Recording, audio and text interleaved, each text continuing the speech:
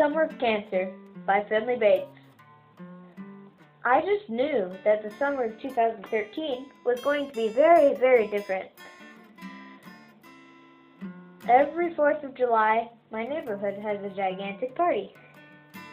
There are games, drinks, and lots of food. But the most important thing is that there are a lot of fireworks to light off, even before it gets dark. Besides our New Year's Eve party, it is my favorite party of the year. 2013 was the strangest year for the Bates family. My father was diagnosed with hairy cell leukemia just a few days before 4th of July. The day of the party was his first day of chemotherapy. He had to wear a ridiculous fanny pack that pumped solution into his PICC line and then into his arm continuously. He would need to wear this for 10 days straight. I really wanted to have fun at the 4th of July party, but I also was very, very worried about my father. He wasn't allowed around anybody because he has a dangerously low white blood cell count. He couldn't eat most things at the party because all fruits and veggies carried bacteria that his body couldn't defend against. So he couldn't eat or talk to all of our friends, and this made me sad.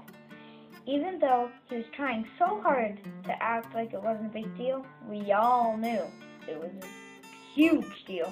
That night, the bright lights of the sparklers and fireworks couldn't hide the fact that I was just plain gloomy. I had never seen my dad like that.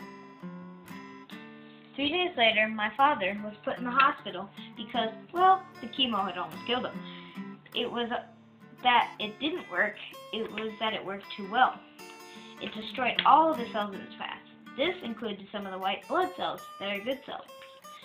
They helped heal your cuts, bruises, and any injuries on those lines. The doctors had to keep him there in what they called a quarantine. This made me so sad I didn't even want to live.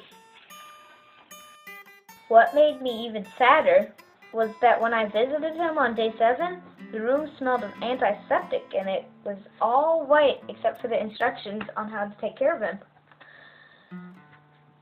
5 minutes later, he shooed us all away and he threw up violently as we waited in the hall.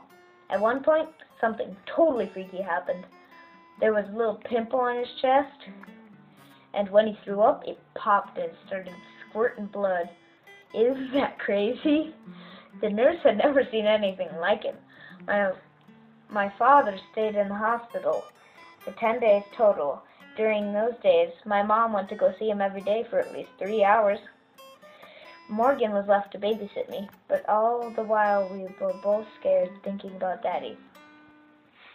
That 4th of July party, the first day of chemo, was spent trying to keep my thoughts all locked up and away. By the end of the party, the lock was shattered. I did not know what the next month would hold, but I did know that it would be a rough one ahead.